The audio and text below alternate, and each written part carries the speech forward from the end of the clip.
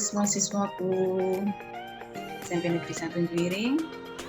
Jumpa lagi dengan Bu Sri Haryani dengan mata pelajaran Ilmu Pengetahuan Sosial. Pada kesempatan kali ini, Ibu mau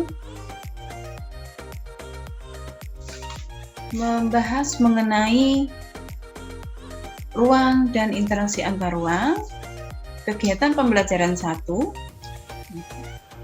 Dan untuk materi pembelajaran yang pertama itu mengenai pengertian ruang dan batasan ruang.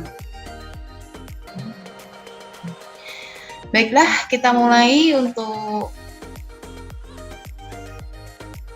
yang pertama mengenai konsep ruang dan interaksi antar ruang. Nah, tentunya kalian sudah pernah ya pernah duduk di atas tanah yang luas di bawah pohon, memandang sekitarnya, melihat ke sekeliling di lingkungan kita. Nah, tentunya itu kita merasa berada di sebuah ruangan. Baiklah, untuk pengertian ruang. Nah, pengertian ruang itu tidak hanya terbatas pada ruang tamu, tidak terbatas pada ruang kelas, kemudian di rumah itu terdapat ruang-ruang, tetapi semua yang terdapat di muka bumi ini adalah merupakan ruang. Jadi, pengertian ruang adalah tempat di permukaan bumi, baik secara keseluruhan maupun hanya sebagian, yang digunakan oleh makhluk hidup untuk tinggal. Jadi, tidak terbatas pada ruang-ruang di dalam rumah. Selanjutnya, apa toh interaksi antar ruang? Sebelumnya kita melihat interaksi menurut Bintarto, itu adalah interaksi suatu proses yang sifatnya timbal balik dan mempunyai pengaruh terhadap tingkah laku, baik secara kontak langsung ataupun tidak langsung. Interaksi melalui kontak langsung terjadi ketika seorang datang ke tempat tujuan. Kemudian interaksi yang tidak langsung terjadi melalui berbagai cara. Misalnya membaca berita, melihat tayangan di televisi, dan lain sebagainya. Selanjutnya, apa toh itu interaksi antar ruang yang pengertiannya dan pengertian yang secara benar. Interaksi antar ruang adalah pergerakan orang, barang, atau informasi dari satu daerah ke daerah yang lain, atau dari daerah asal menuju daerah tujuan. Setiap ruang itu memiliki karakteristik atau ciri khas tertentu yang berbeda antara satu wilayah dengan wilayah yang lain. Karakteristik inilah yang kemudian menciptakan keterkaitan antara ruang satu dengan ruang yang lain di permukaan bumi. Nah, kemudian terjadilah interaksi antar ruang. Nah, kita sampai ke interaksi keruangan. Ada beberapa kondisi saling bergantung yang diperlukan untuk terjadinya interaksi keruangan, yaitu saling melengkapi atau complementarity. Yang kedua, kesempatan antara atau intervention opportunity, dan keadaan dapat diserahkan atau dipindahkan, transferability.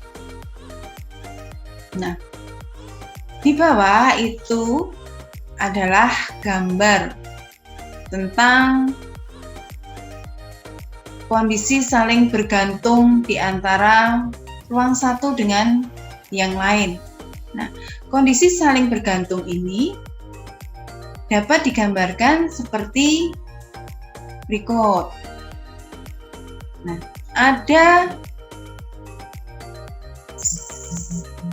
di daerah pegunungan yang sedang memanen sawi, kemudian ada ikan.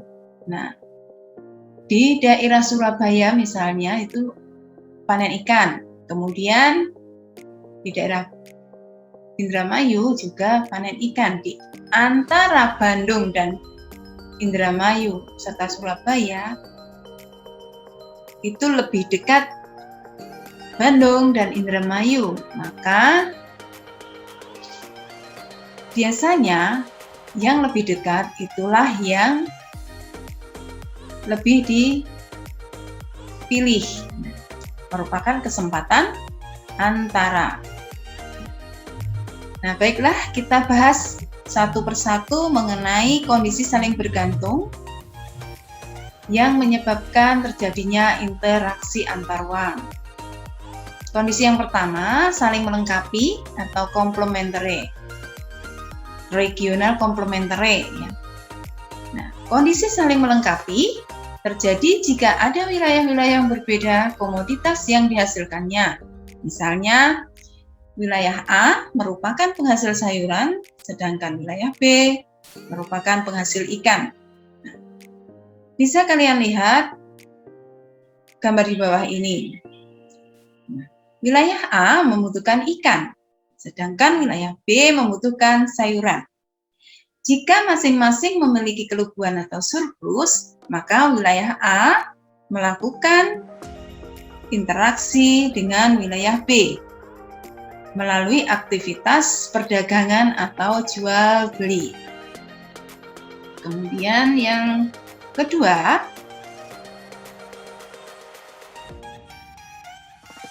kesempatan antara.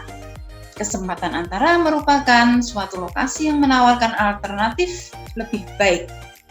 Jika seseorang membeli produk, ia memperhatikan faktor jarak dan biaya untuk memperoleh produk tersebut. Nah, salah satu contoh ada di gambar di bawah ini. Misalnya, wilayah A biasanya membeli ikan ke wilayah B, namun kemudian diketahui wilayah C itu juga penghasil ikan. Meskipun wilayah A itu surplus, ya ini wilayah A surplus sayuran, kemudian wilayah B surplus ikan, tapi minus sayuran. Kemudian wilayah C surplus ikan, minus sayuran. Nah, karena di wilayah C jaraknya lebih dekat dan ongkos transfernya itu lebih murah, maka pembeli ikan dari wilayah A akan beralih membeli ikan ke wilayah C. Akibatnya interaksi antara wilayah A dengan B melemah. Nah, keterangannya untuk garis yang kuat itu garis yang tidak putus-putus atau lempeng. Kemudian garis yang putus-putus itu ada interaksi yang lemah karena jaraknya lebih jauh. Otomatis orang di wilayah A itu akan membeli ikan di wilayah C. Kemudian yang ketiga,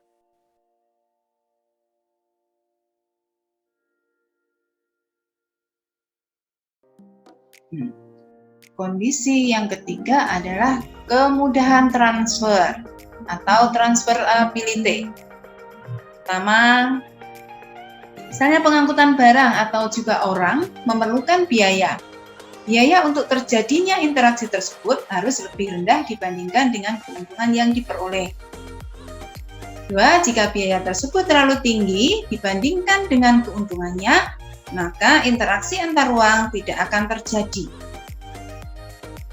Tiga, kemudahan transfer dan biaya yang diperlukan juga sangat tergantung pada ketersediaan infrastruktur atau sarana dan prasarana yang menghubungkan daerah asal dan tujuan.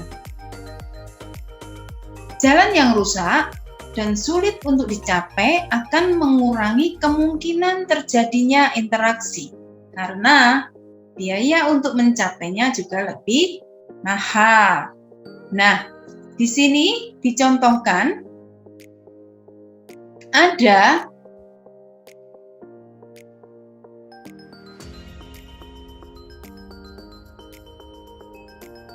jalan yang bagus, kemudian dibandingkan jalan yang rusak. Nah, orang-orang biasanya akan memilih jalan yang bagus untuk dilewatinya, meskipun itu jaraknya lebih jauh. Nah, penjelasannya begitu. Jalan yang lebih bagus dan lancar itu akan menguntungkan dan biaya akan sedikit, tapi waktu juga akan mempengaruhi. Jalan yang rusak sulit terjadi adanya transfer karena sulit terjangkau dan untuk menjangkaunya itu lebih lama. Nah, itu adalah contoh kemudahan transfer. Nah, sekarang contoh kemudahan transfer atau transferability. Sebagai contoh, seorang akan menjual sayur dari wilayah A ke wilayah B. Namun, jalan menuju wilayah B mengalami kerusakan, sehingga tidak bisa dilalui. Akibatnya, orang tersebut tidak jadi menjual ke wilayah B. Nah, ini ada contoh kota A. Nah, kota A, kemudian mau ke kota B. Karena jalan rusak, itu akhirnya terhambat. Nah, jalan yang mengalami kerusakan sehingga tidak bisa dilalui, maka tidak akan terjadi interaksi antar ruang. Nah, selanjutnya